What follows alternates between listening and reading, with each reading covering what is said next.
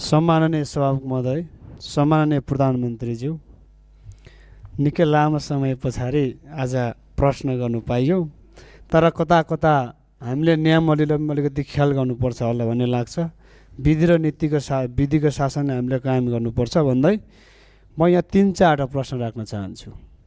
सबैभन्दा पहिला सुकुम्बासी र यो अव्यवस्थित समस्या लामो समयदेखि चर्किँदै आएको यो व्यवस्थापन साँच्चै नै सामाजिक सञ्जालमा मात्र हुन्छ कि व्यवहारमा हुन्छ, यो कहिलेसम्म हुन्छ भन्न चाहन्छु। दोस्रो प्रश्न, नेपालमा सहकारीमा ठुलो घोटाला भयो, ठुलो तपाईँको समस्या उत्पन्न भयो, थुप्रै आन्दोलन भयो। यो जीवी राई भन्ने जस्तै जीवी राई लगायत अन्य चाहिँ थुप्रै सहकारी ठगीहरू गर्ने कहिले पक्राउ हुन्छ, स्पेसली जीवी राई। दोस्रोमा भदौको 23-24 को जेनजी आन्दोलन भएका घटनामा मानव अधिकारले तयार पारेको प्रतिवेदन लगायत भर्खरै मात्रै सम्माननीय प्रधानमन्त्रीज्यूले भन्नुभयो अन्य आन्दोलनहरूमा भएको जति पनि घटनाहरूलाई चाहिँ छानबिन गर्छौँ भन्नुभयो। यो कहिलेसम्म हामीले साँच्चै नै यसको चाहिँ यो घटना चाहिँ यसरी भएको छ भनेर चाहिँ परिणाममा देख्न सक्छौँ, त्यो प्रश्न गर्न चाहन्छु। र अर्को, कालोपानी लिपुलेक लिपियाधुराको समस्या निकै लामो समयदेखि चल्दै आएको छ र अन्य सीमामा थुप्रै समस्याहरू छन्। त्यो सीमामा चाहिँ कहिले सरकार छ भने सीमाका चाहिँ आम नागरिकहरूले अनुभूति गर्न सक्छन्, त्यो प्रश्न गर्न चाहन्छु। र मैले सम्माननीय प्रधानमन्त्रीज्यूको कार्यकक्षमा आएर यो बाँदर व्यवस्थापनको चाहिँ ठुलो जो हामीले चाहिँ 3टा उपायसहित सम्माननीय प्रधानमन्त्रीज्यूको कार्यकक्षमा आएर मैले लिखित रूपमा दिएको थिएँ। हामीले स्वाधीन र राष्ट्रवादको कुरा गरिरहँदाखेरि चाहिँ कृषि र किसान बिना हामीले स्वाधीन देश चाहिँ परिकल्पना गर्नु सकिने जस्तो मलाई लाग्दैन। यो बाँदर व्यवस्थापन कहिले हुन्छ भन्न चाहन्छु। यसमा श्रेष्ठ सबैजना लाग्नुपर्छ, यो हाँस्ने कुरा होइन, यो श्रेष्ठ कुरा छ, लाखौँ किसानसँग जोडिएको कुरा। हस्, धन्यवाद। बाँकी कुरा फेरि अब अर्कोमा गरौँला। र एउटा कुरो, यो चाहिँ नियमावलीको 56 को 15 जनाले कम्तीमा सोध्ने भने चाहिँ हाम्रो अरू साथीले पनि सोध्न चाहनुहुन्छ होला। सभामुख महोदय, यो नियमावलीले चाहिँ कार्यान्वयन गर्नुपर्छ होला। धन्यवाद। सम्माननीय प्रधानमन्त्री।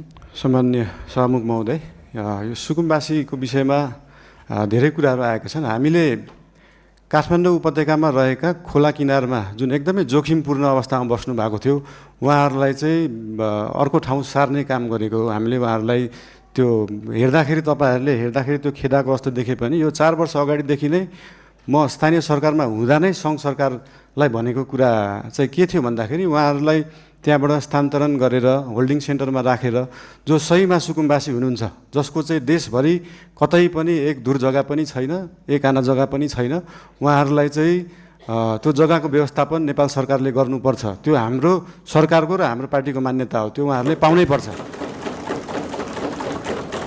तर काठमाडौँ उपत्यकामा बसेकालाई किन एकदम प्रायोरिटी दिएर हटाइयो भन्दाखेरि विगतका धेरै वर्षहरूमा बाढी आउँदाखेरि उहाँहरूको घर डुबानमा पर्ने र उहाँहरूको स्वास्थ्य अवस्था पनि एकदमै नाजुक थियो। उहाँहरूको सेनिटरी अवस्था, उहाँहरूको त्यो वासरुम टोइलेटको व्यवस्था, त्यसको निकासा सिधै खोलामा थियो र उहाँहरूबाटै निस्किएको त्यो फोहोरको दुर्गन्धले फेरि उहाँहरू नै बिरामी परिराख्नु भएको थियो।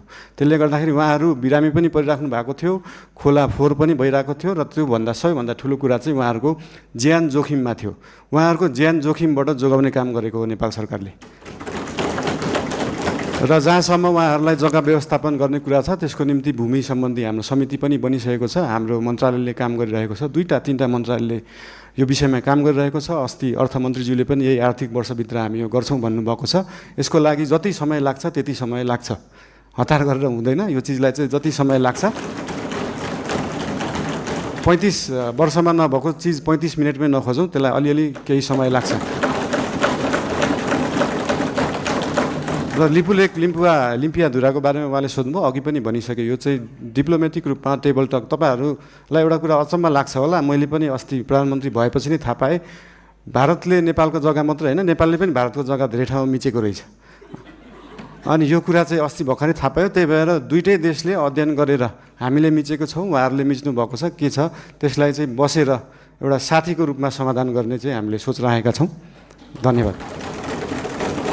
सहकारीको विषयमा पनि सोध्नु भएको थियो। सहकारीको विषयमा पनि अहिले एउटा कोष खडा गरेको छ र बाहिर न्युजमा आए जस्तो नेपाल सरकारको पैसा गएको मात्रै जस्तो देखिन्छ। हामीले सहकारीबाट उठाएको पनि पैसा छ। अस्ति लास्ट विकको रिपोर्ट हेर्दाखेरि 3 करोड जस्तो सहकारीबाट उठाइएको थियो, 50-60 लाख जस्तो दिएको थियो। यसको मतलब सरकारको पैसा गइरहेको होइन, हामीले सहकारीहरूबाट उठाएरै उहाँहरू पीडितहरूलाई पैसा बाँड्ने हो। त्यसमा कुनै पनि कन्फ्युजन नराख्न अनुरोध गर्न चाहन्छु। धन्यवाद।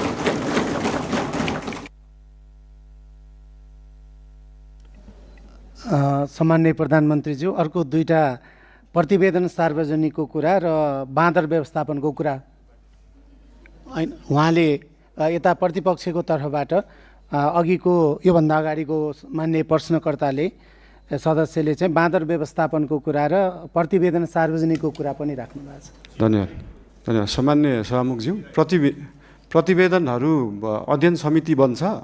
जस्तै मिडियामा आइसक्यो, तर त्यो मानव अधिकार आएको प्रतिवेदन पनि प्रधानमन्त्री कार्यालयमा अफिसियली बुझाइएको छैन। त्यो 29 पेजको केही खण्ड आए तापनि त्यो 10,000 पेजको छ भन्ने सुन्नमा आएको छ।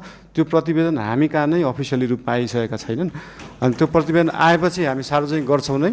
लगायत मैले अघि भने जस्तै देशभरि भएका विभिन्न घटना सम्बन्धी आयोगहरू बनेका थिए, आयोगका रिपोर्टहरू छन्। ती सबै रिपोर्ट अध्ययन समितिले अध्ययन गर्छ। उहाँहरूलाई अध्ययन गर्न जति समय लाग्छ त्यति समय चाहिँ लाग्छ। फेरि त्यो उहाँहरूलाई छिटो 2 दिनमै अध्ययन गरेर दिनु भन्न सकिने अवस्था छैन। त्यही भएर यो अध्ययन गरेर आएको रिपोर्ट चाहिँ नेपाल सरकारले सार्वजनिक गर्नेछ। र बाँदरको विषयमा त अस्ति मान्य महावीर पुनज्यूले पनि भन्नुभएको थियो, एकदमै गाह्रो विषय हो, एकदम सजिलो छैन।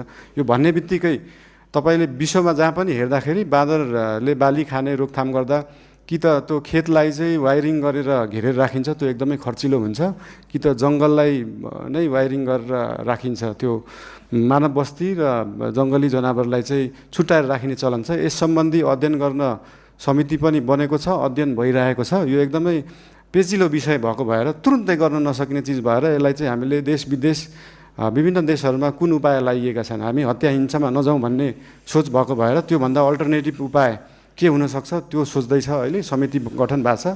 त्यसको अध्ययन रिपोर्ट आइसकेपछि त्यो रिपोर्ट अनुसार सरकारले काम गर्नेछ। धन्यवाद।